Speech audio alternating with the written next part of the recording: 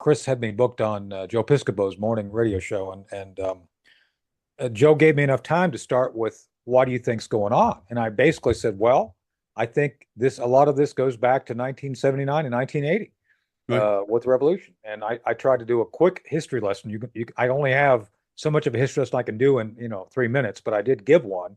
And I said a lot of the issues that we face go back to that beginning of the mullahs taking over, holding our hostages, bringing President Reagan into office, and then being essentially a foil behind the scenes every chance they get, from the Marine Corps bombing to kidnapping of CIA chiefs to giving shape charges to people Right. in the resistance in Iraq and Afghanistan. I mean, the Dark Heart, the two chapters on the interrogation are on Dr. Ali Shah, who was an IRGC Iranian enabler in eastern Afghanistan on the Right. border with Pakistan that he'd come Right. across and was doing. So Right. they have been essentially the sponsor of terror globally, especially against us and the Israelis, for a long time. So I have no sympathy for the leadership. However, to your point, Pete, they are Persians. They are not Arabs. They have traditions which actually match more directly to the Europeans than they do the Arabs. So, Right.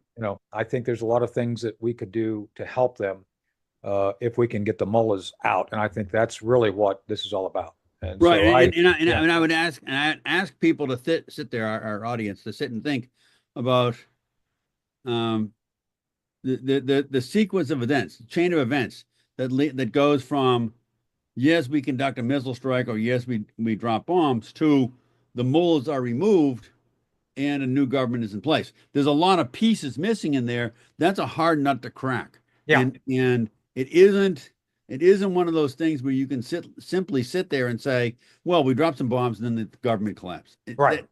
That's not what happens. And it has never happened. Yeah. And go back through the last 100 years of people dropping bombs on things, 110 years.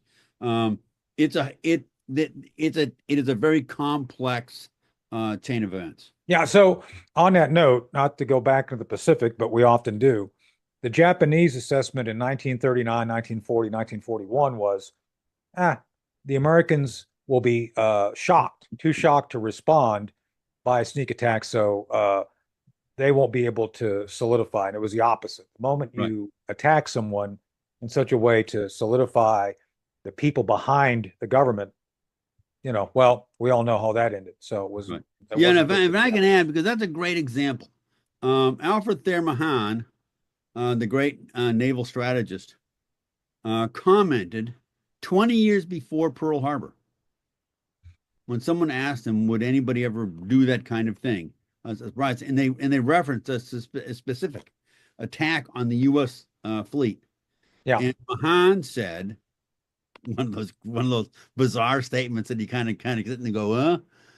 Mahan said the Japanese would never be so stupid as to attack the United States in port, because it would so unify the country that we would wipe them out in response. Yeah. And of course, in essence, that's what we did in response. We did in fact unify. We did in fact beat the snot out of Japan. Yeah. And it was one of these wonderful. I've used a term. Millions of people died, so I don't mean wonderful in that sense. But it's one of these amazing predictions that, in a certain sense, worked out. I mean, in fact, the Japanese did do it, which he did not think they would. But in fact, the response by the Americans was an amazing unification of the country, and an amazing response in a very short period of time. And we beat the snot out of the Japanese. And so when people start looking at these kind of things, looking at Iran, and et cetera, is that kind of grand strategy perspective. You need to kind of drag that in every once in a while and say, okay, where are we really going here? Exactly. That's just worth thinking on. And another cautionary point on the Japanese issue, just so we're going back a little bit, is the Japanese government tried to be too cute by half by